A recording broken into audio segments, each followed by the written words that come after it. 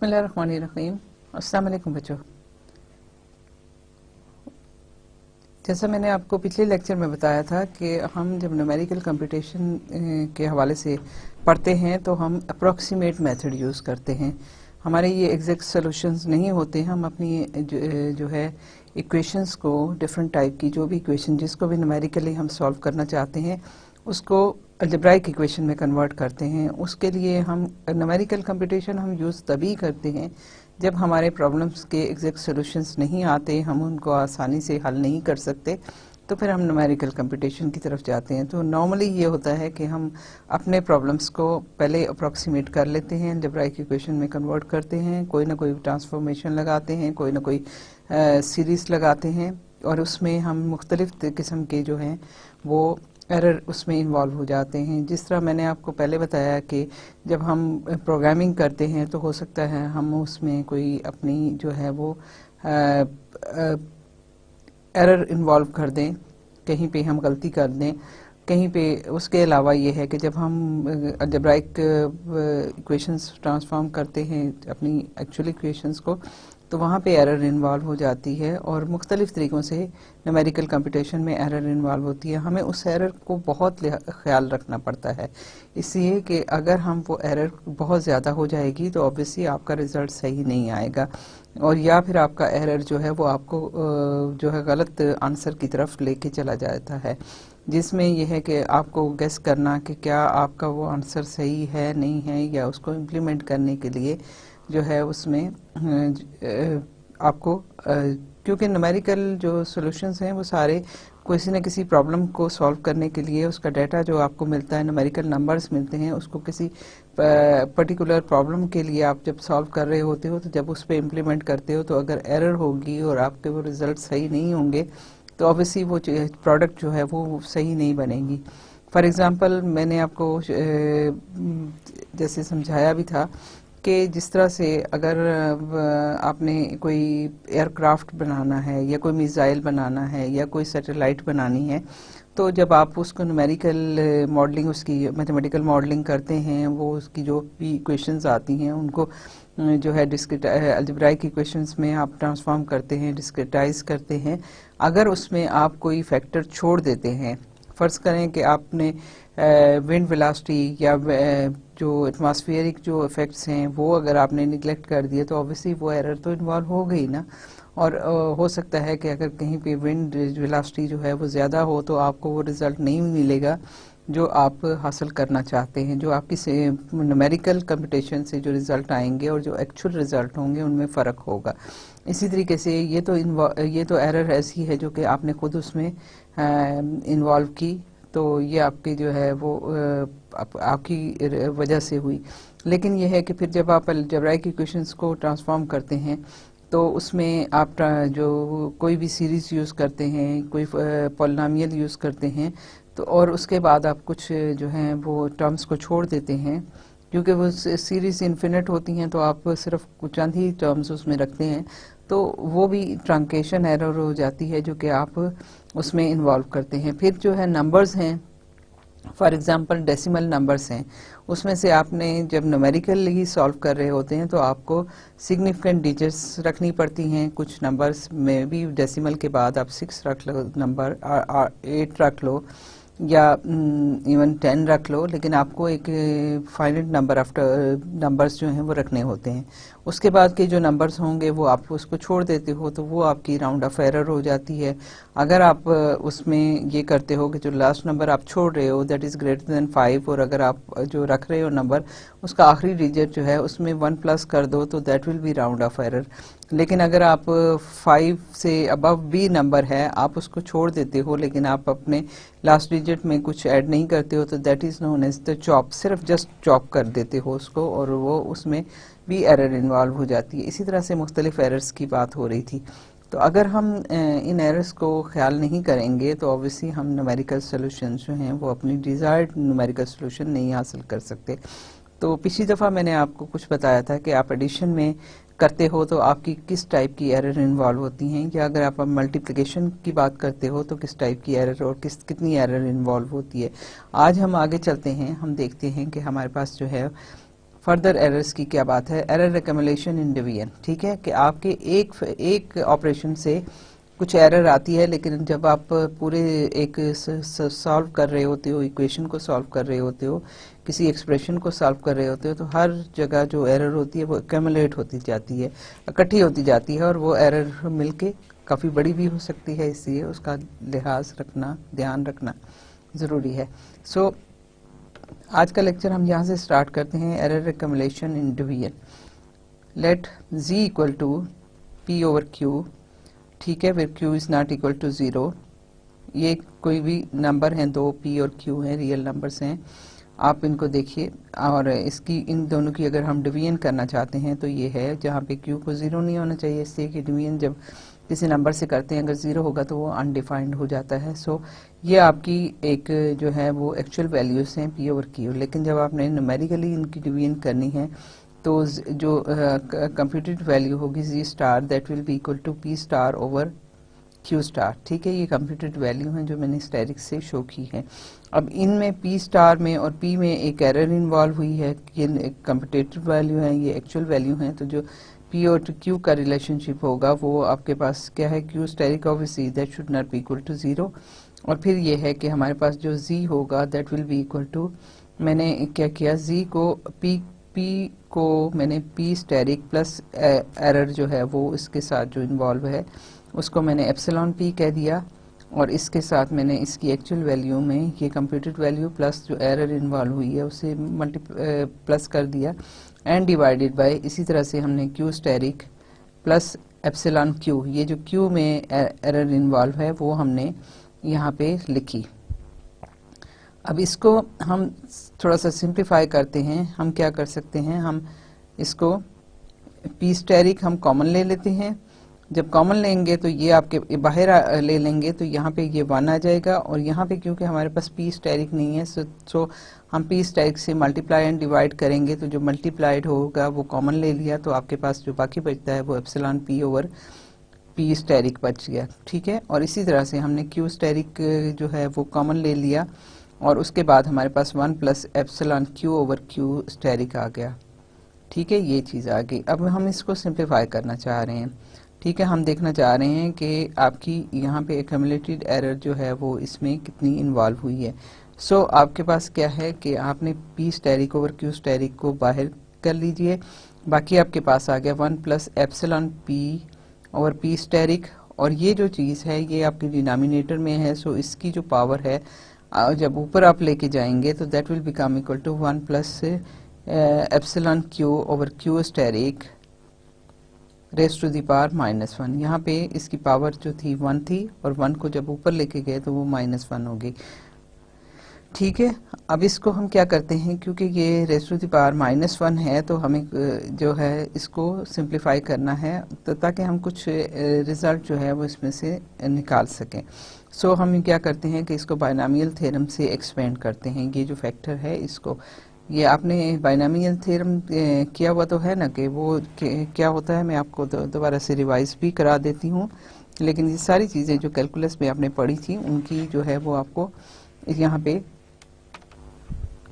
हमारे पास कोई भी दो रियल नंबर हों a and b, a plus b raise to the power n जो है वो क्या होगा, a raise to the power n plus n times a raise to the power n minus 1 b plus n minus 1 raise to the power 2 factorial a raise to the power n minus 2 b square plus n minus 1 n minus 2 divided bye 3 factorial, और a raise to the power n minus 3 b cube, और इसी तरह से चलते चले जाएं, और last जो होगा वो आपके पास bn होगा। ये आपका बायनॉमियल थ्योरम है, ठीक है। तो इसको हम यूज़ करते हैं। अब हमारे पास a जो है वो 1 है, b जो है वो epsilon q over q static है, और n की जो है वो उसकी वैल्यू जो है -1 है। सो जब हम इसको करेंगे तो ये 1 जो है ये 1 हो जाएगा, raise to the power n 1 ही रहता है, और n टाइम्स जो है वो आपके पास n है -1, सो माइनस a 1 है, और b जो है वो epsilon q over q static है, सो आप इस तरह से इसमें सब्स्टिट्यूट करते चले जाएं। सो आप जो है वो एक्सपेंड करते हैं। हमने ये अज्यूम किया हुआ है कि एप्सिलॉन पी और एप्सिलॉन क्यू और एप्सिलॉन पी जो हैं वो स्मॉल वैल्यूज हैं, स्मॉल एरर्स हैं। ऑब्वियसली अगर पढ़े होंगे तो हम जो है उसको हमें रिजल्ट ही जो है वो गलत मिलेंगे। सो हम ये कहते हैं कि हमने जो ट्रंकेशन की जो भी हमने कंप्यूट किया उसमें एरर बहुत छोटी सी है। सो एप्सिलॉन पी और एप्सिलॉन क्यू जो है वो स्मॉल हैं। तो अगर से कोई भी नंबर लेस देन 1 होता है, कोई भी नंबर, ठीक है, तो उसका फर्ज करें कि आपके पास 0.5 ही है, ठीक है, तो लेस देन 1 है। जब इसको आप स्क्वायर करेंगे तो ये क्या हो जाएगा, 0.25 हो जाएगा उसका। जब एक और दफ़ा पावर इसको क्यूब करेंगे तो 125 हो जाएगा पॉइंट। और आप देखिए कि 0.5 से लेस है 0.25 और 0.25 से लेस है 1.125, ठीक है। तो ये जो है ये कोई भी नंबर हो जो कि लेस देन 1 हो, वो जब उसको हम स्क्वायर लेते हैं, उसका क्यूब लेते हैं, उसकी पावर लेते चले जाते हैं तो वो और छोटा होता चला जाता है। और ये जो एप्सिलॉन पी है, ये एप्सिलॉन क्यू है, ये तो वैसे ही हम अज्यूम कर रहे हैं कि ये छोटे हैं। मे बी ये 0.01 के इनका हो, इतनी मतलब रेंज हो, या 0.001 की रेंज हो। तो जब इनके स्क्वायर और इनके क्यूब लेंगे तो ये और कहीं और ज़्यादा छोटे हो जाएंगे। सो हम इसमें क्या करेंगे कि हम इसको जो है प्रोडक्ट ऑफ एरर, ठीक है, हम कहते हैं कि एरर्स की जो प्रोडक्ट्स हैं, ठीक है, वो बहुत छोटी हैं। सो हम एक जो हायर ऑर्डर टर्म्स हैं वो निगलेक्ट कर देंगे। सो हमारे पास क्या आ जाएगा, अभी आप देखिए कि हमारे पास जो है यहाँ से ये वैल्यूज आ गई। तो हमारे पास z जो है वो कंप्यूटेड वैल्यू जो है दैट इज z स्टैरिक, और z asterisk is equal to p asterisk over q asterisk. तो यहाँ पे मैं z की जगह ये रिप्लेस करने लगी हूँ। तो हमारे पास क्या आएगा, z equal to z asterisk plus epsilon z, इसके करस्पॉन्डिंग मैंने एप्सिलॉन z उसको कह दिया। और फिर ये आपके पास आ गया p asterisk over q asterisk plus, क्योंकि हमने अभी जो कैलकुलेट किया है वो हमारे पास ये है एप्सिलॉन पी और पी स्टेरिक और 1। और क्योंकि मैंने आपसे कहा कि n जो है वो दैट इज -1, तो पहला जो वैल्यू है epsilon q over q asterisk, और मैंने फिर इसके बाद दूसरा है epsilon q over q square plus, फिर आगे हायर ऑर्डर टर्म्स जो भी हैं वो उसकी चलती चली जाएंगी। यहाँ पे -1 रेज़ टू द पावर 3 हो जाएगा, और इस तरह से ये आगे चढ़ती चली जाएंगी। और लेकिन ये है कि एप्सिलॉन क्यू क्योंकि बहुत स्मॉल है, उसके बाद हम क्यू जो है वो एक्चुअल वैल्यू से उसको डिवाइड कर रहे हैं और स्मॉल हो जाएगा। जब उसको स्क्वायर करेंगे तो उससे ज़्यादा और ज़्यादा छोटा हो जाएगा। सो हमारे पास ये जो चीज़ है ये अप्रॉक्सीमेटली इक्वल आ जाती है p asterisk over q asterisk multiplied by 1 plus epsilon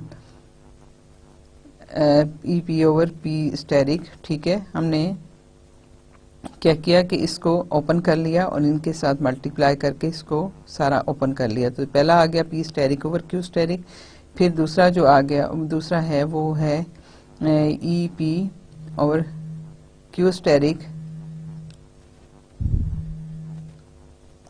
क्योंकि हमने इसको जब मल्टीप्लाई किया तो पी स्टेरिक जो है आपस में कैंसिल आउट हो जाता है, और e p over q asterisk जो है वो हमारे पास ये रहता है, ठीक है। उसके बाद ये माइनस के साथ जब मल्टीप्लाई करेंगे तो पी स्टेरिक क्यू स्टेरिक और एप्सिलॉन ओवर क्यू स्टेरिक ये आ जाता है। और जब इन दो को आपस में मल्टीप्लाई करेंगे और साथ ही इसको मल्टीप्लाई करेंगे तो क्योंकि ये इसका प्रोडक्ट आ जाता है तो हम प्रोडक्ट्स की टर्म्स को सबको निगलेक्ट कर रहे हैं, इसीलिए हम यहाँ पे ये लिख रहे हैं कि ये अप्रॉक्सीमेटली इक्वल टू ये है कि हमने जहाँ पे एप्सिलॉन स्क्वायर वाली टर्म आ गई वो सारी हमने निगलेक्ट कर दी। सो हमारे पास क्या आ गया, अब ये p asterisk over q asterisk जो है वो जी स्टेरिक के बराबर है। सो हम इसको इसके साथ कैंसिल आउट कर देते हैं, तो हमारे पास क्या बचता है, epsilon z is approximately equal to epsilon p over q asterisk minus p asterisk over epsilon q over q asterisk और क्यू स्टेरिक, ठीक है। तो फिर आप इसके बाद क्या है कि epsilon will become equal to, और इसको हम जी से डिवाइड कर दिया। जब हम जी से डिवाइड यहाँ से करेंगे तो हम सारे को जी से डिवाइड करेंगे, ठीक है। तो आपके पास ये अप्रॉक्सीमेटली आ जाता है epsilon p over q asterisk minus p asterisk epsilon q asterisk q over q asterisk whole thing divided by P over Q, ठीक है, ये Z की वैल्यू है P ओवर Q।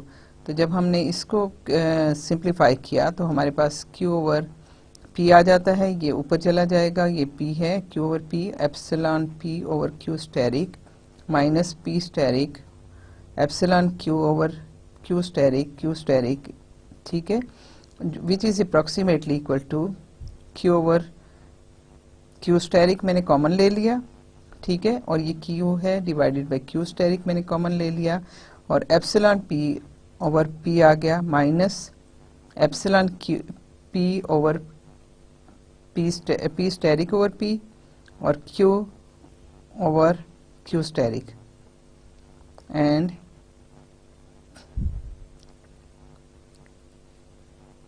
ठीक है, ये आपके पास क्या, यहाँ मैंने ये किया कि मैंने इसको थोड़ा सा रीअरेंज कर दिया कि मैंने P स्टेरिक ओवर P ले लिया, Q स्टेरिक ओवर Q ले लिया, और एक मैंने Q मल्टीप्लाई कर दिया और डिवाइड कर दिया, तो Q ओवर Q स्टेरिक आ गया, और ये Q एक जो है मैंने मल्टीप्लाई एंड डिवाइड किया तो ये यहाँ आ गया।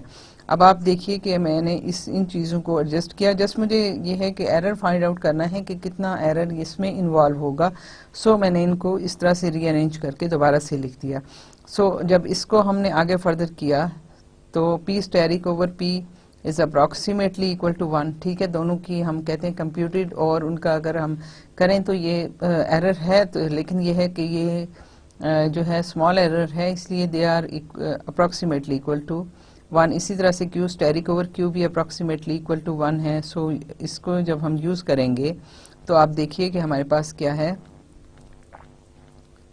यहाँ से Q asterisk over Q asterisk भी अप्रॉक्सीमेटली इक्वल टू 1 है, P स्टेरिक ओवर P भी अप्रॉक्सीमेटली इक्वल टू 1 है, Q ओवर Q स्टेरिक भी अप्रॉक्सीमेटली इक्वल टू 1 है, and Q over Q asterisk भी, ये भी आपका अप्रॉक्सीमेटली इक्वल टू 1 है। सो हमारे पास जो है वो आंसर क्या आता है, आप देखिए, epsilon P over P minus epsilon Q over Q। तो ये हमारे पास जो है एरर जो है वो आपके पास ये जो रेशो आई है वो ये आ गई है। सो आपकी जो रिलेटिव एरर है that is the absolute value of epsilon Z over Z, and which is approximately equal to the absolute value of right hand side जो है वो पूरे का पूरा होगा एप्सिलॉन Q ओवर Q, ये एब्सोल्यूट, ठीक है, आपको पता है। आप इसको ट्रायंगुलर इनइक्वालिटी आप यूज कीजिए तो ये आपके पास आ जाता है epsilon P over P plus epsilon Q over Q, ठीक है, ये आपकी ट्रायंगुलर इनइक्वालिटी है जो कि आप यूज कर रहे हैं, और इससे आपके पास जो है ये रिजल्ट आता है। सो जो एरर इन्वॉल्व है डिवीजन में वो आपकी ये एरर इन्वॉल्व होती है, ठीक है, और ये एरर जो है ये मैक्सिमम एरर है, because absolute error is less than और equal to these two sums, ठीक है।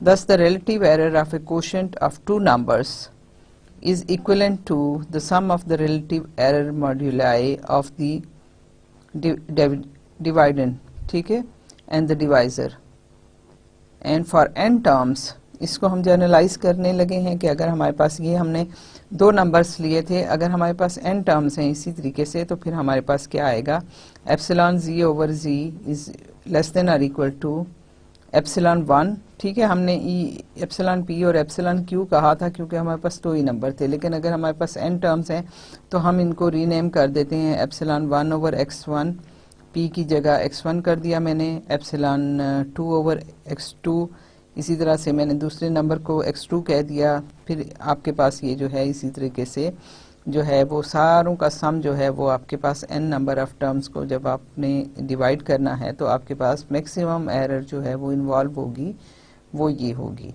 सो इसका जो है वो आपने रखना है कि ये कितना एरर जो है वो आप अफोर्ड कर सकते हैं, क्योंकि डिफरेंट प्रॉब्लम्स में हम डिफरेंट जो है एरर अफोर्ड कर सकते हैं। कोई छोटा मॉडल है तो उसमें बहुत थोड़ी एरर हम अफोर्ड कर सकते हैं, लेकिन कोई बड़ा मॉडल है लाइक अगर कोई मिसाइल है वो आपने कहीं पे फायर करना है तो उसमें कोई 1-8 किलोमीटर जो है ना वो बहुत बड़ा एरर नहीं है, 1-8 किलोमीटर का मार्जिन जो है वो आप एरर को अफोर्ड कर सकते हैं।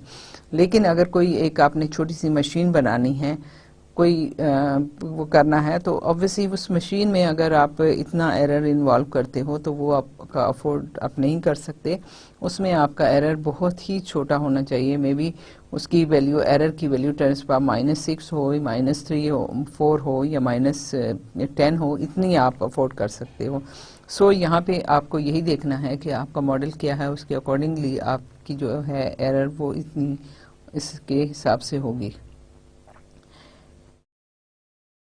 Errors of powers and roots, ये तो हमने देखा ना कि हमने एडिशन की तो कितनी हमें एरर मिली, हमने मल्टीप्लिकेशन की तो कितनी मिली, अभी हमने डिवीजन की तो हमें पता चला कि हमारी एरर कितनी है। अब ये है कि पावर्स और रूट्स में हम किस तरह से करेंगे। Let x g equal to x raise to the power n, where n is the power and denotes n integral or a fractional quantity, integral or fractional quantity. Then z equal to x z steric plus epsilon z, and this is equal to x steric plus epsilon x raised to the power n. ठीक है, हमने इनमें कहा कि ये computed values हैं, z steric computed है, x steric computed है, तो ऑब्वियसली इसमें जो एरर इन्वॉल्व हुई है वो अकॉर्डिंगली ये है। अब इसको हम जो है वो बाइनोमियल थ्योरम से या करते हैं, ओपन करना चाहते हैं। तो अगर हमारे पास पहला जो है यहाँ पे एक्स स्टेरिक की जाए 1 आ जाए तो ये हम ज़्यादा आसानी से उसको एक्सपेंड कर सकते हैं, वैसे भी आपकी सिंप्लीफिकेशन ज़्यादा आसान हो जाती है। So x asterisk raise to the power n को कॉमन ले लीजिए बाहर, आपके पास अंदर क्या आ जाएगा 1 plus epsilon x over x asterisk raise to the power n. क्योंकि यहाँ पे एक्स नहीं था, हमने x को मल्टीप्लाई एंड डिवाइड कर लिया और एक x जो है वो हमने बाहर ले लिया। सो ये आपके पास ये वैल्यू आ गई। Expanding with the help of binomial theorem and neglecting the higher powers of epsilon x over x asterisk, ठीक है, इनकी हायर पावर जो है वो हम निगलेक्ट कर देंगे, फर्स्ट पावर तक ही हम रखेंगे। तो फिर हमारे पास क्या आएगा, z will be approximately equal to x raise to the power n और 1 plus epsilon x over x asterisk और raise to the power n. जब मैंने इसको किया तो अब यहाँ पे मेरे पास पावर एन है, तो जो बाइनोमियल थ्योरम है a plus b raise to the power n जो मैंने अभी आपको बताया था, तो फर्स्ट टर्म तो ये हो गई 1 raise to the power n, 1 ही आ गया, plus n times epsilon x over x, plus क्या होगा n into n-1 divided by 2 factorial epsilon x over x asterisk raise to the power 2।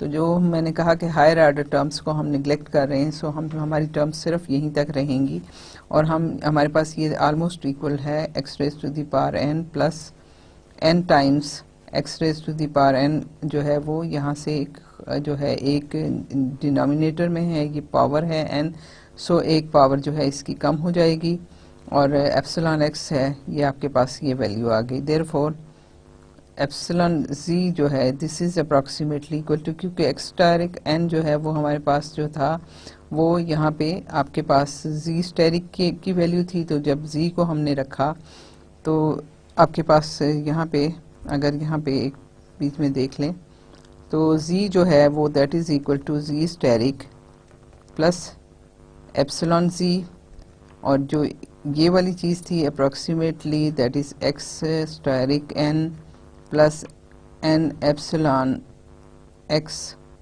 X asterisk raise to the power n-1। अब ये जो चीज़ है z steric और ये आपस में इक्वल हैं, कैंसिल हो जाते हैं, ये इसके बराबर है और यहाँ आपके पास बचता है कि epsilon z is approximately equal to n times epsilon x x raise to the power n-1।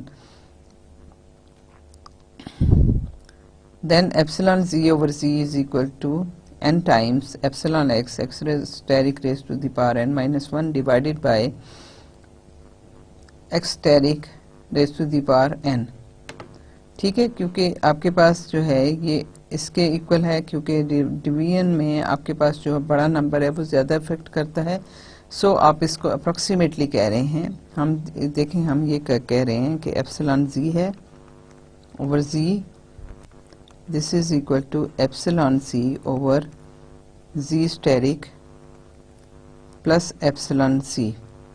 ठीक है। तो आपके ये फैक्टर जो है ये बहुत स्मॉल है, इसलिए इसमें ऐड करने से कोई बहुत ज़्यादा फ़र्क नहीं पड़ेगा क्योंकि हम इसको डिवीजन में कर रहे हैं। सो दिस विल बी, और ये जो चीज़ है ये आपके पास है epsilon z over x asterisk raise to the power n, ये गिवन है, प्लस एप्सिलॉन जी। तो क्योंकि ये स्मॉल है डिनोमिनेटर में होने की वजह से इसका ज़्यादा इफेक्ट नहीं आ रहा, सो इसको हम अप्रॉक्सीमेटली इक्वल कह सकते हैं z c over x asterisk raise to the power n. ठीक है। तो हमारे पास अब जो z था वो ये एक्सप्रेशन था, सो हमने इसको इस तरीके से ले लिया। सो यहाँ से आप इसको कैंसिल आउट कीजिए तो आपके पास जो है वो आ जाता है n epsilon x over n, क्योंकि n-1 ये है, n ये है, सो ये सिंगल x बचेगा। सो द रिलेटिव एरर जो है वो आपके पास आ जाती है epsilon z over z absolute value which is approximately equal to n epsilon x over x steric, और which is less than or equal to n value है जस्ट एक नंबर है जो भी उसका positive value, and epsilon x over x asterisk. इनको जब हमने अलग कर लिया तो हमारे पास ये जो है लेस देन और इक्वल टू, ये इनइक्वालिटी हमारे पास आई। Thus the relative error modulus of a factor raised to a power is the product of the modulus of power and the relative error of the factor। ठीक है, this is the product of the modulus of power, ये n power है, and the relative error of the factor। so हमारे पास जो है यहाँ से ये वैल्यूज जो हैं वो इस तरह से आ गई। अब हम देखते हैं कि फंक्शन एवल्यूशन में क्या होता है। ये तो हमने देखा कि सिंपल हमने कोई ऑपरेशन किया, पावर ली, एडिशन की, सब्ट्रैक्शन की, मल्टीप्लिकेशन की, तो हमारे पास जो है वो ये इस तरह से एरर आई। अब अगर हम फंक्शन एवेल्यूएट करते हैं तो फिर हमारे पास जो है वो एरर इन्वॉल्व होती है। वो कैसी है, let z equal to f of x, then z plus epsilon z is equal to f of x plus epsilon. ठीक है, using the Taylor series expansion.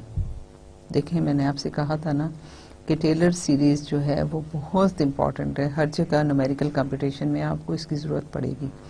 तो पता है ना क्या है, आपको आनी चाहिए। ठीक है, तो हम जो है, और इसमें क्या है, neglecting the higher power of epsilon being small, ये आप जाके किताब खोलिएगा, मैंने यहाँ आपको नहीं बताना कि टेलर सीरीज क्या है। आप इसको देखिए, इसको पढ़िए, आप इसको समझिए कि क्या क्या रहा है, क्या मकसद है उस सीरीज़ का। सो हम जो है वो इसको यूज़ करेंगे और हायर पावर को फिर अगेन निगलेक्ट कर देंगे। So z plus epsilon z will become equal to less than equal to, क्योंकि हम इसमें फिर टर्म्स को निगलेक्ट कर दें, epsilon x plus epsilon multiplied by the derivative of the function at x। ठीक है, हमने हायर ऑर्डर टर्म्स को निगलेक्ट कर दिया, और epsilon z is less than और इक्वल टू एप्सिलॉन और f प्राइम ऑफ x। ठीक है, क्योंकि fx और z is equal to fx, तो ये तो दोनों आपस में गायब हो गए। So epsilon z will become equal to epsilon and the derivative of the function at x। Therefore absolute error जो है वो आपकी epsilon z is less than और equal to epsilon and derivative of this function, and the relative error is equal to epsilon over z which is less than or equal to epsilon f prime of x over f of x। ये आपकी relative error जो है वो ये आ गई एक function की। The formula can be extended for any number of factors। So if z equal to f of x 1 plus f of x 2 plus f of x 3 plus f of x n, then z plus epsilon z is equal to f of x 1 plus इसमें जो error involve है, फिर function second जो है इसमें जो error involve है, फिर जो फंक्शन थर्ड फंक्शन है उसमें जो एरर इन्वॉल्व है, वो फिर जो लास्ट वाला फंक्शन है उसमें जो एरर इन्वॉल्व है, अकॉर्डिंगली हमने उनको उनके सबस्क्रिप्ट के साथ इस तरह से आसानी के लिए शो कर दिया है। सो आपके पास जब इसको टेलर सीरीज से आप एक्सपेंड करेंगे तो क्या आएगा, पहला f of x 1 plus epsilon f prime of f prime at x equal to x1। ठीक है, ये आपका डेरिवेटिव, फर्स्ट डेरिवेटिव। इसी तरह से इसको जब एक्सपेंड करेंगे तो वो आपके पास आ जाएगा f of x 2 plus epsilon 2 f prime of x2। इसी तरह से लास्ट वाला होगा f of x n plus epsilon n और f prime at x equal to x equal to x n. तो ये आपके पास हो गया। अब इसमें क्योंकि अगर इनमें आप देखें तो आपके पास क्या था, यहाँ से एफ ऑफ एक्स वन आया, यहाँ से एफ ऑफ एक्स टू आया, एफ ऑफ एक्स एन आया, सारे ऐड हो रहे हैं। So g equal to f of x one plus f of x two plus f of x n. तो उनको जब हम साइड से हम इसको इसके साथ कैंसिल कर देंगे तो हमारे पास क्या बचेगा, एप्सिलॉन जी इक्वल टू विच जो कि हम हमारे पास जो है वो, क्योंकि हम हायर ऑर्डर टर्म्स जो हैं वो निगलेक्ट किए जा रहे हैं। So this should be less than और equal to f prime of x one plus epsilon two f prime of x two plus epsilon n f prime of x n. So absolute error जो है वो आपकी इजी absolute value which is less than और equal to epsilon one f prime of x one plus epsilon two, इनके सबकी absolute value ले लीजिए। So this should B equal to, क्योंकि हम इसको सिंप्लीफाई कर लेते हैं तो हमारे पास आ जाएगा epsilon one prime of s one, absolute value इनकी इंडिपेंडेंट ले लीजिए, absolute value of epsilon two f prime of x two plus epsilon n f prime of x n. ठीक है, ये हमारे पास जो है वो इनकी करस्पॉन्डिंग वैल्यू आ गई। यहाँ पे आपका इनइक्वालिटी साइन आ गया, तो ये ट्रायंगुलर जो है इनइक्वालिटी हो गई। और यहाँ से अब फर्दर हम इसको भी अलग कर सकते हैं कि एप्सिलॉन वन और f prime of x one जो है वो एब्सोल्यूट वैल्यू अलग अलग भी हो सकती हैं, लेकिन रिलेटिव एरर में क्या है, हम इसको डिवाइड करेंगे विद जी। तो हमारे पास आ जाएगा epsilon z over z is equal to is less than or equal to epsilon 1 f prime of x1 plus epsilon 2 f prime of x2 plus epsilon n f prime of xn divided by f of x1 plus f of x2 plus f of x3 plus f of xn। तो ये absolute value हमने z की value यहाँ पे substitute कर दी। ठीक है, this should be less than और equal to epsilon 1 f prime of x1 epsilon 2 f prime of x2 plus epsilon n x prime of n। इनकी एब्सोल्यूट वैल्यू हमने अलग अलग कर ली। This whole thing is divided by absolute value. और ये देखिए f of x1 plus f of x2 plus f of x3 f of xn तक है, तो इसको हम समेशन की फॉर्म में भी लिख सकते हैं कि this is f of xi। ठीक है, या n है, इसकी एब्सोल्यूट वैल्यू ये n टर्म्स हैं। ठीक है, तो यहाँ पे हम इसकी एरर को डिनोमिनेटर में करके हमारे पास ये वैल्यू आती है। So this is less than और equal to epsilon one f prime of x one plus divided by this summation. ठीक है, इसके हर एक के डिनोमिनेटर में, हर फैक्टर के डिनोमिनेटर में हम इसको लिख सकते हैं। So this will become equal to the sum absolute value of the summation of the function जो भी जबकि z है, z के बराबर होगा। ठीक है, this is equal to z। ठीक है, तो हमें जब हमारे पास फंक्शन होगा तो फंक्शन में हमारे पास जो एरर इन्वॉल्व होगी वो इस तरह से होगी। और अगर हम इसको जनरलाइज किया हमने, n टाइप n फंक्शंस हैं तो ये इस फॉर्म में होगी। अगर सिंगल फंक्शन है तो ये वाला ये फॉर्म आपके पास जो है वो यहाँ पे समेशन में ऑब्वियसली एक फंक्शन होगा और यहाँ पे भी एक ही फंक्शन जो है वो इन्वॉल्व होगा। ये तो था कि हमारे फंक्शंस में किस तरह से हम जो है वो एरर इन्वॉल्व करते हैं। सो हमें इनका जो है यहाँ पे जब ये हमें आइडिया है कि हमारा किस किस हवाले से किस तरीके से फंक्शन इन्वॉल्व हो रहा है, उसमें एरर किस तरीके से इन्वॉल्व हो रही है, तो हम उसको मिनिमाइज कर सकते हैं। ये हमारे लिए बड़ा आसानी से हम इसको काम कर सकते हैं। नेक्स्ट जो है वो हम देखना चाहते हैं कि प्रोपगेटेड एरर क्या होती है। क्योंकि एरर क्योंकि इम्पॉर्टेंट है, ओवैसी हमें हर तरह की एरर का ध्यान रखना पड़ेगा। सो हम यहाँ पे अब देखते हैं कि हमारी जो प्रोपगेटेड एरर है कि प्रोपगेट कैसे करती है, कि एक एरर है वो आगे जो है दूसरी जगहों को भी किस तरीके से अफेक्ट कर रही है। Propagated error जो है, the local error at any stage of the calculation is propagated throughout the remaining part of the computation। वही मैंने कहा ना कि एक जगह जो एरर हुई है वो बाकी रीजन को भी अफेक्ट कर रही होती है, सो propagate करती है। remaining part of the computation, that is the error in the succeeding steps of the process due to the occurrence of an earlier error. Propagated error is more subtle than the other errors. Such errors are in addition to the local errors. Propagated error is of critical importance, क्योंकि वो एक जगह generate होती है, तो जब वो दूसरे हम उसके नेबरिंग पॉइंट्स को कैलकुलेट कर रहे होते हैं तो वो उनको भी अफेक्ट करती है, फिर वो दूसरे और अपने नेबरिंग पॉइंट को भी अफेक्ट करते हैं, और ये फैलती चली जाती है, और ये इसलिए ज़्यादा क्रिटिकल होती है कि ये आपके सारे प्रोग्राम को ख़राब कर सकती है. So, if errors are magnified continuously as the method continues, eventually they will overshadow the true value, destroying its validity. We call such a method as unstable. ठीक है, तो अगर प्रोपगेट करेगी और ज़्यादा होती जाएगी तो आपका जो है मेथड है वो अनस्टेबल हो जाएगा. For a stable method the desirable kind the error made at earlier points die out as the method continues. कि जो शुरू में जो एरर इन्वॉल्व होती है, अगर वो आप उसकी कंप्यूटेशन करते चले जाएं और वो मेथड जो है वो उसको एरर को कम करता चला जाए जो जो हम आगे चलते जाएं. अब देखिए कि जब हम कोई भी प्रॉब्लम को सॉल्व करते हैं तो जब इनिशियल हम उसको कोई वैल्यू देते हैं तो वो उसकी एक्चुअल वैल्यू नहीं होती, जस्ट एक गेस वैल्यू होती है. उसमें आपके रिजल्ट नहीं आते, आपकी एरर बहुत ज़्यादा आती है.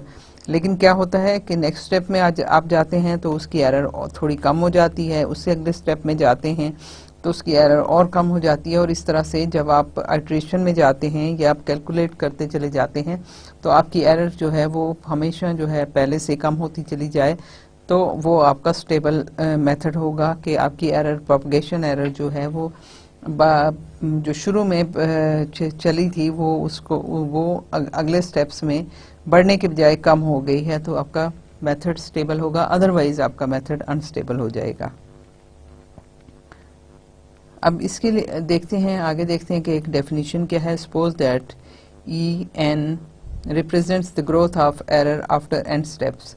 If e n is approximately equal to n multiplied by epsilon, ये एरर है, ठीक है, और एन जो है वो कोई भी नंबर है. The growth of the error is said to be linear, कि आपके पास क्या है कि ये स्टेप्स हैं, ठीक है, हर स्टेप पे इसकी ये एरर है और ये मल्टीप्लाई हो रही है. The growth of the error is said to be linear if e n is equal approximately equal to k raised to the power n epsilon. ठीक है, तो अगर ये n मल्टीप्लाई बाय एप्सिलॉन है तो हम इस एरर को लीनियर कहेंगे, ठीक है, और ये अगर एरर इस फॉर्म में है, उसकी पावर है, तो इसको हम जो है वो एक्सपोनेंशियल एरर कहेंगे. If k is greater than 1 the exponential error grows without bound. ठीक है, कि आपके पास ये जो है इसकी जो k अगर ग्रेटर देन 1 है, जैसे मैंने आपसे कहा था, अगर लेस देन 1 होगा तो हर पावर के साथ वो कम होता चला जाएगा, लेकिन ग्रेटर देन 1 होगा, जैसे 2 है तो 2 को मल्टीप्लाई करेंगे, स्क्वायर करेंगे तो 2 स्क्वायर 4 हो जाएगा, 4 को मल्टीप्लाई करेंगे तो 16 हो जाएगा, तो वो बढ़ता ही चला जाएगा. So if k is greater than 1 the exponential error grows without bound as n goes to infinity, and if 0 is less than k lies between 0 and 1, so the exponential error diminishes to 0 as n goes to infinity. ठीक है, तो हमारे पास जो है ये k जो है factor, ये हमारे पास जो है that should be less than 1, otherwise तो हमारे पास जो है वो हमें रिजल्ट सही नहीं मिलेंगे. न्यूमेरिकल कैंसिलेशन क्या होती है? Accuracy is lost when two nearly equal numbers are subtracted. ठीक है, कि कोई भी दो नंबर, फॉर एग्जांपल अगर आप 1 से जो है वो सब्ट्रैक्ट कर रहे हैं, कोई भी दो नंबर हैं, ठीक है, 0.999 इस तरह से देखें, ये देख लीजिए, अगर कोई नंबर है 0.9999 2 3 4 5 6 7 8 है, और दूसरा नंबर है 992.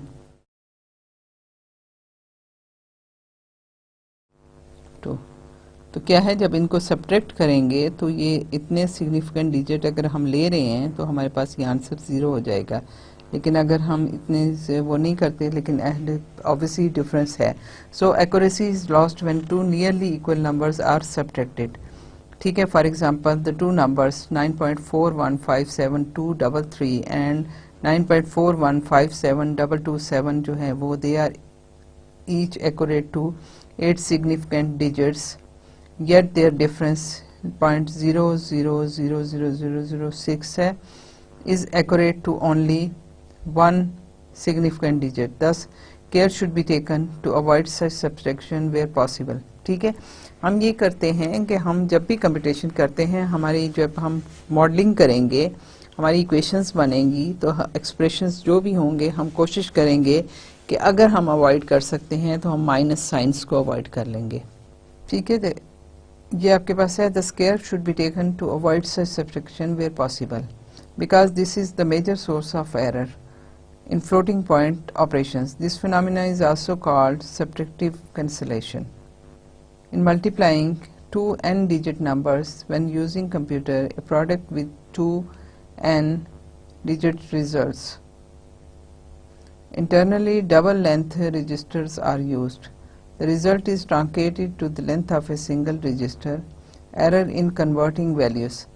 The number that are input to a computer are ordinarily base 10 values. Thus, the input must be converted to the computer's internal number base, normally base 2.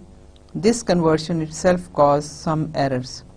ये मैंने आपको बताया था ना कि हम तो जो है वो नॉर्मल नंबर्स जो हैं कंप्यूटर को फीड करते हैं, लेकिन कंप्यूटर की अपने अंदर जो है वो नॉर्मली 0 और 1 या येस और नो वाला जो है वो फैक्टर होता है। सो तमाम के तमाम जो डाटा है, तमाम की तमाम जो भी आप उसको इनपुट देते हो, वो सारी की सारी कन्वर्ट हो जाती है 0 और 1 में, ये बाइनरी नंबर्स में। सो जब बाइनरी नंबर में हम इसको कन्वर्ट करते हैं तो वहाँ पे भी एरर जो है वो इन्वॉल्व हो जाती है। This conversion itself cause some error.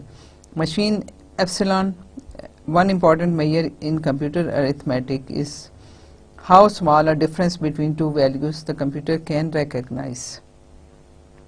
This quantity is termed as computer epsilon, where epsilon is of Greek letter epsilon. ठीक है, क्या है कि हमारे पास देखें, हम अगर फर्ज करें हमारे पास कंप्यूटर एक्यूरेसी जो है वो फर्ज करें कि 10 फिगर्स है।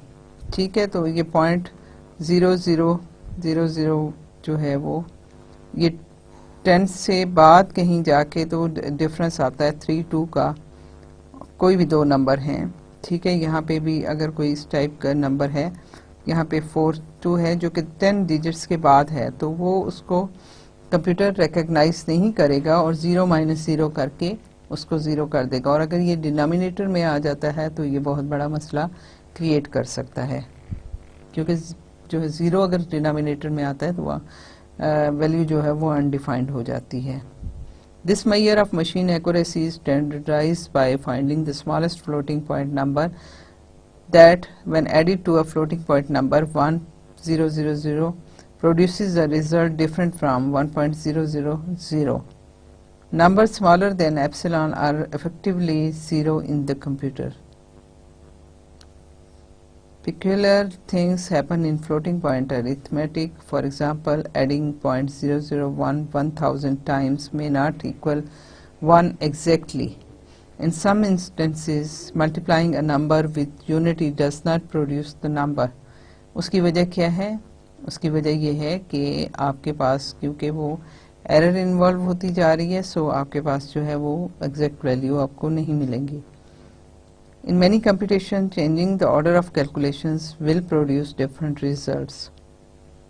फिर ऑर्डर भी चेंज करने से फ़र्क पड़ जाता है कि आपने कोई चीज़ पहले लिखी, फिर प्लस माइनस मल्टीप्लिकेशन में आगे पीछे हो गई, तो वो अपना जो ऑपरेशन है वो डिफरेंट तरीके से करेगा, क्योंकि एरर इन्वॉल्व कर रहा है, अप्रोक्सीमेट वैल्यूज ले रहा है, डिस्क्रीट पॉइंट्स ले रहा है और लिमिटेड फाइनाइट नंबर ऑफ जो है नंबर्स ले रहा है, तो वो फिर एरर इस वजह से उसमें इन्वॉल्व होती है। Valuation of function by series expansion and estimation of errors, कि फंक्शंस को अगर हम एवल्यूएट करते हैं सीरीज एक्सपेंशन के साथ तो फिर कितनी एरर इसमें इन्वॉल्व होती है। Taylor series is considered as a foundation of numerical analysis.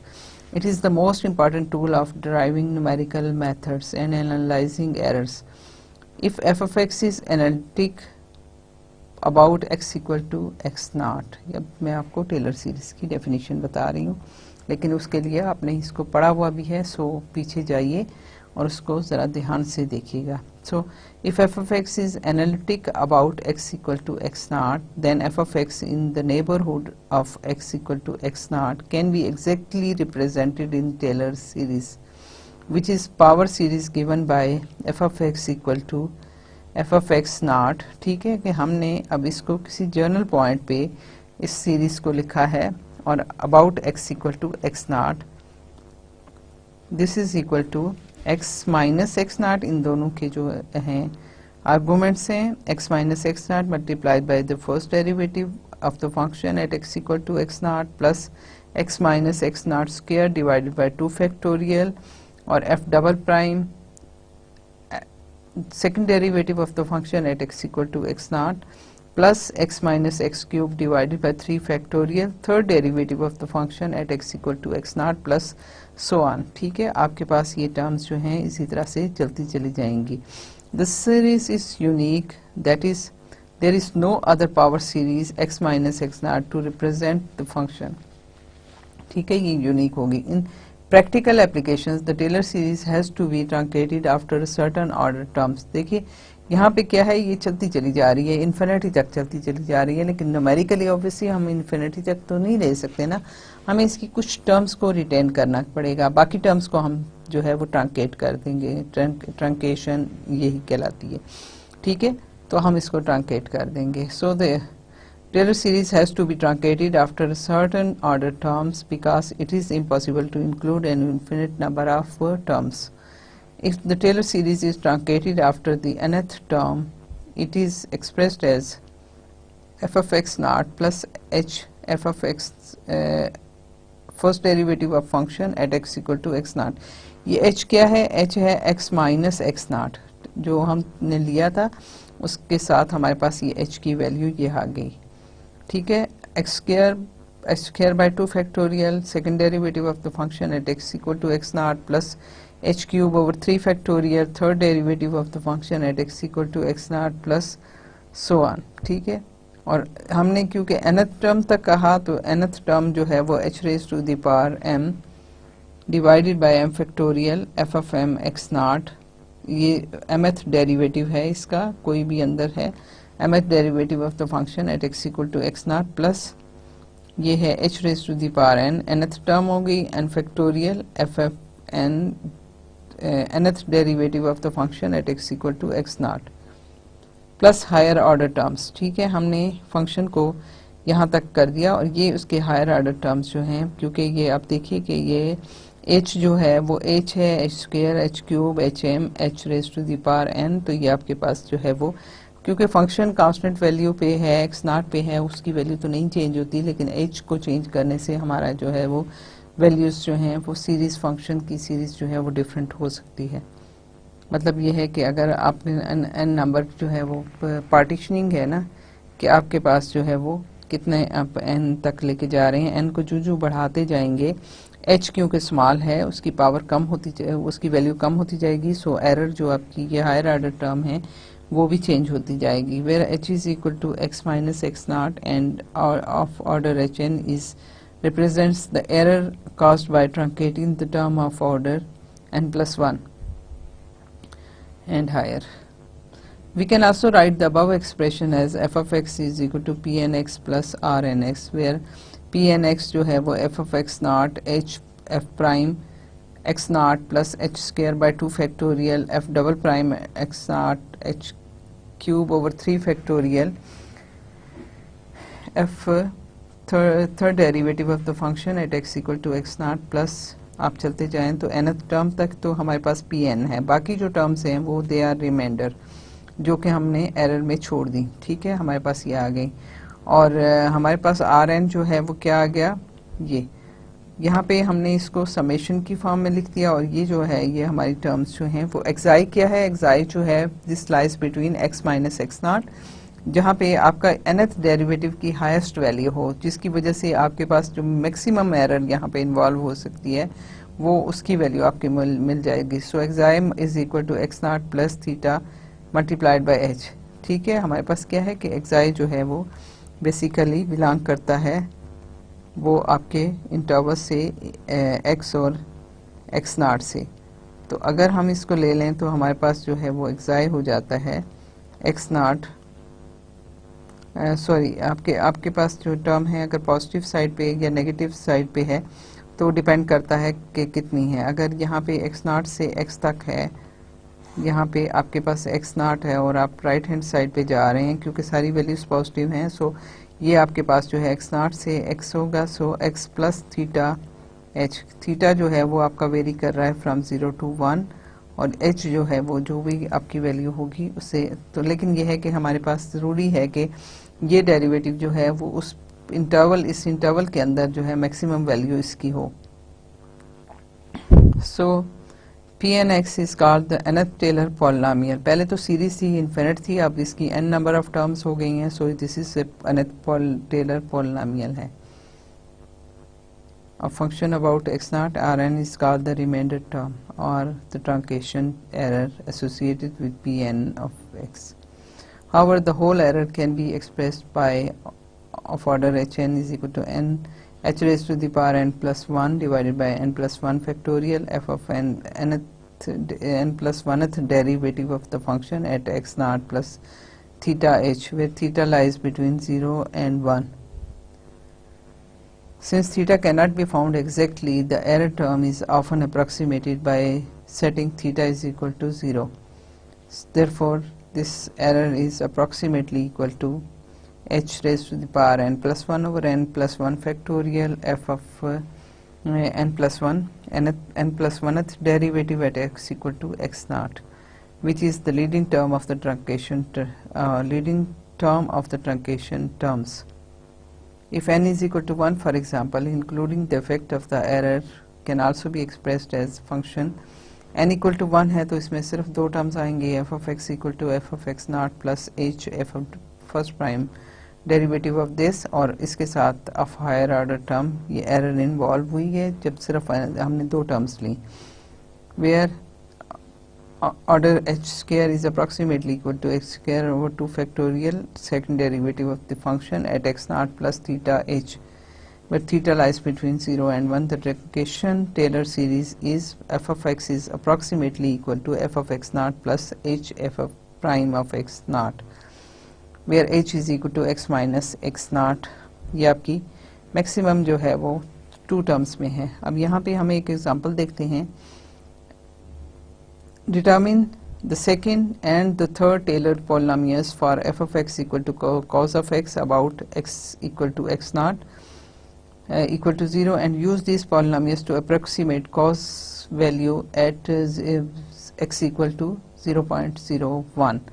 उसके लिए for n equal to 2 पहले हमने सेकंड लेना है, फिर थर्ड ऑर्डर n 2 है तो हमारे पास दो टर्म्स जो हैं, तीन टर्म्स होंगी। एक कांस्टेंट है f of x0 प्लस देखिए एट x0 इक्वल टू 0, ठीक है। हमने x0 हमारे पास ये है, सो हमने जो सेकंड ऑर्डर पॉलिनोमियल जो लिया है वो p2x equal to f of 0 x0 की वैल्यू है प्लस x माइनस 0 जो है वो ये आ गया, और first derivative eight x0 at x equal to 0 plus x minus 1 x minus 0 whole square divided by 2 factorial f second derivative of the function at x equal to 0, और higher order terms जो हैं वो हमारे पास जो है वो ये आ जाएंगी, क्योंकि हमने यहाँ पे जो है n इक्वल टू 2 लिया है तो ये आपके पास जो है एरर इन्वॉल्व है third derivative of the function at xi, where xi lies between 0 and x। तो इसको जब हमने सिंप्लीफाई किया तो ये हमारे पास आ गया f प्राइम 0। इसको देखिए आपके पास 0 है तो ये x स्क्वायर ओवर 2 फैक्टोरियल इस तरह से आएगा, ठीक है। ये हमारे पास टेलर पॉलिनोमियल आ गया। अब हमारे पास फंक्शन क्या है, फंक्शन है cos ऑफ x। सो हमने यहाँ पे उसकी वैल्यू अकॉर्डिंगली सब्स्टिट्यूट करनी है। अब cos ऑफ x जो है वो आपके पास cos of 0 is minus x minus sine of x, ठीक है। फंक्शन की वैल्यू हमने यहाँ पे f ऑफ x जो है पॉलिनोमियल है, दैट इज हम इसको कैलकुलेट कर रहे हैं। सो cos ऑफ x जो है वो that will be equal to cos of 0 plus derivative उसका है साइन माइनस साइन 0 और साथ x है, तो हम क्या करें, cos of 0 minus x times sine of 0 minus x square by 2 factorial cos of x और प्लस फिर x cube over 3 factorial sine of x आए। ठीक है, अब क्या है, cos of 0 is equal to 1, sine of 0 is equal to 0, cos of 0 1, sine of x i जो है वो एज इट इज रहेगा, क्योंकि एक्स आई की वैल्यू 0 तो नहीं है, कोई वैल्यू है बिटवीन 0 एंड x। तो यहाँ सब्स्टिट्यूट कीजिए तो आपके पास आ जाएगा 1 माइनस एक्स, एक ये 0 हो गया तो एक्स स्क्वायर बाई 2 फैक्टोरियल हो जाएगा, plus x cube over 3 factorial sine of x i x, where x i lies between 0 and x। Now using, अब ये हमारे पास Taylor series of order 2 polynomial जो है ये आ गई है। अब इसमें हमने पर्टिकुलर वैल्यू 0.01 पे कैलकुलेट करनी है, तो हम x की जगह 0.01 सब्स्टिट्यूट कर देते हैं, तो हमारे पास आ जाएगा 1 plus 0.01 whole square divided by 2 factorial plus 0.01 whole cube divided by 3 factorial और sine of x i, where x i belongs to, अब x की जगह हमने ये वैल्यू उसकी सब्स्टिट्यूट कर दी। This is equal to 1 minus 0.0001, देखिए उसको जब स्क्वायर किया तो उससे और कहीं छोटा हो गया, बाई 2 फैक्टोरियल 2 प्लस फिर क्यूब किया तो और ज़्यादा छोटा हो गया 3 factorial, this is 3 multiplied by 2 is equal to 6 और sine of x i this thing. अब इन दोनों को हमने सिंप्लीफाई कर लिया, ठीक है, सिंप्लीफाई होके हमारे पास ये आ गई। अब फर्दर सिंप्लीफाई किया तो इन दोनों को जब हमने सिंप्लीफाई किया तो ये हमारे पास एक्सप्रेशन आया प्लस दिस वैल्यू, ठीक है, और 10 पावर देखें 1 2 3 4 5 6, तो ये हमारे पास जो है 6 माइनस पावर 6 हो गई sine of this thing. Since sine of x i जो है आपको पता है कि साइन और कॉस जो है उनकी वैल्यू वेरी करती है from -1 to 1, so it should always remain less than और इक्वल टू 1, मैक्सिमम 1 हो सकता है, लेकिन क्योंकि हम ओपन इंटरवल की बात कर रहे हैं सो और ये इंटरवल भी इतना है, तो इसके अंदर जो है वो आपके पास जो है एक्स आई की value that should always remain less than 1। So we have cos of x i, और हमने क्या किया, हमने ये जब सिंप्लीफाई किया तो इसको इस साइड पे ले जाके cos of 0.01 minus this value इस एब्सोल्यूट वैल्यू जब लेंगे तो हमारे पास इस साइड पे ये आ जाएगा, और क्योंकि this is always less than 1 so this should be like equal to 1.6 10 power -6, maximum इतना हो सकता है। From table we get cos value जो है 0.01 पे जो आती है वो है 0.99995 और 4 टाइम्स 042, ये एक्चुअल वैल्यू है। सो हमारे पास क्या है कि यहाँ पे देखिए ये वैल्यू आपके पास 1 2 3 4 5 तक तो यही वैल्यूज हैं। सो आपकी एरर जो है, और एरर भी जो है वो 10⁻⁻6 के उसमें उससे भी लेस है। सो आपकी यहाँ पे एरर जो है वो आपकी यहाँ से आपको मिल गई। The third polynomial about x equal to x is polynomial of third order जो है वो क्या है, अब एक हमारी टर्म बढ़ गई है, ठीक है, और जो नेक्स्ट टर्म है वो आपके पास जो है वो ये आ गई, ठीक है, ये आपकी फोर्थ उस पे चली गई क्योंकि थर्ड ऑर्डर पॉलिनोमियल है, तो ये आपके पास आ गई x I varies from 0 to x। इसको वैल्यू आप सब्स्टिट्यूट कीजिए, सिंप्लीफाई कीजिए, तो आपके पास जो है वो फंक्शन की वैल्यू इस तरह से आ गई, इसकी भी ज़रूरत नहीं थी। ये आपके पास x raise to the power 4 over 4 factorial ये होना चाहिए था, फिर x i lies between 0 and x, therefore cos of x equal to cos of 0, ठीक है। यहाँ पे हम इनके डेरिवेटिव्स और इनकी वैल्यू सब्स्टिट्यूट करते चले जाते हैं। ये cos ऑफ x है minus x, derivative sign of x है minus x square by 2 factorial, और फिर ये अगेन cos ऑफ 0 हो जाएगा, फिर 3/3 फैक्टोरियल साइन ऑफ 0 हो जाएगा, और फिर उसके बाद आपके पास x4 ओवर 4 फैक्टोरियल, और इसका जो है नेक्स्ट जो है वो आपके पास cos है, cos of x i lies between 0 and 1। अब यहाँ पे इनकी वैल्यू सब्स्टिट्यूट कर दीजिए, cos 0 आपको पता है, sin 0 आपको पता है, जहाँ जहाँ है वहाँ पे सब्स्टिट्यूट कीजिए तो आपके पास आ जाता है x square over 2 factorial plus x4 over factorial cos of x I.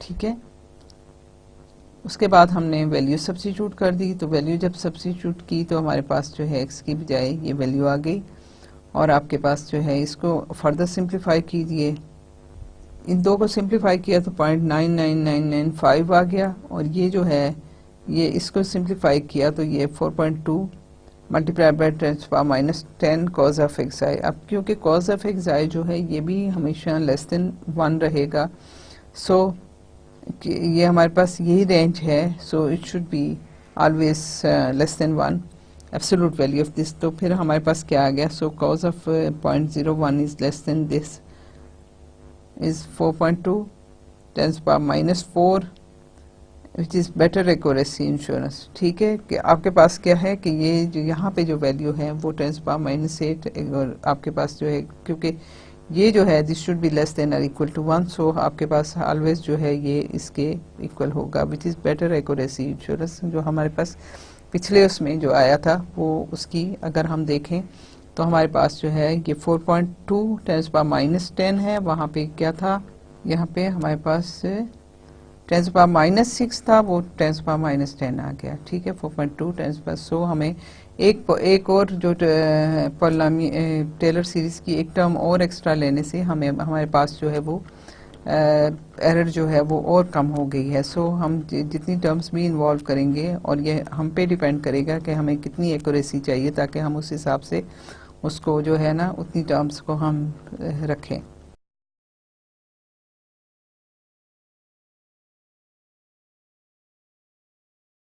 Numbers occurring in calculation that have too small a magnitude to be represented results in underflow। ठीक है, क्या है कि नंबर जो कि कैलकुलेशंस में है अगर बहुत छोटे हो जाएंगे तो हमें रिजल्ट जो है वो अंडरफ्लो में मिलेगा, हमें एरर दे देगा, हमें आंसर नहीं देगा और कहेगा कि आपका अंडरफ्लो हो रहा है। इसी तरह से जो नंबर बहुत ज़्यादा बड़े हो जाएंगे तो भी आपको एरर मिलेगा, और वो मैसेज आपको ये मिलेगा कि आपका जो है मैग्नीट्यूड है वो रिजल्ट्स जो हैं वो ओवरफ्लो हो गए हैं। And typical cause of competition to stop. ठीक है, कि जिससे आपकी कंपटीशन रुक जाएगी, सो आपको ये चेक करना पड़ेगा कि कहाँ पे ये चीज़ है, उसको रिमूव करके आप अपना प्रोग्राम को चला सकते हैं। तो बच्चा ये आज का लेक्चर जो था यहाँ तक था, जिसमें हमने आपको एरर्स, क्योंकि ये बहुत इंपॉर्टेंट है न्यूमेरिकल कंपटीशन, जब आप इसमें काम करोगे, जब ये करोगे तो इन चीज़ों की इंपॉर्टेंस आपको देखनी पड़ेगी, इनको ध्यान रखना पड़ेगा, अदरवाइज तो कंपटीशन का कोई फ़ायदा ही नहीं होगा अगर आपके रिजल्ट जो हैं ट्रू वैल्यू के नज़दीक नहीं आते। सो आप जो है इसको बहुत ध्यान से देखिए, और आज का लेक्चर हम यहाँ ख़त्म करते हैं। थैंक यू सो मच और अल्लाह हाफिज़।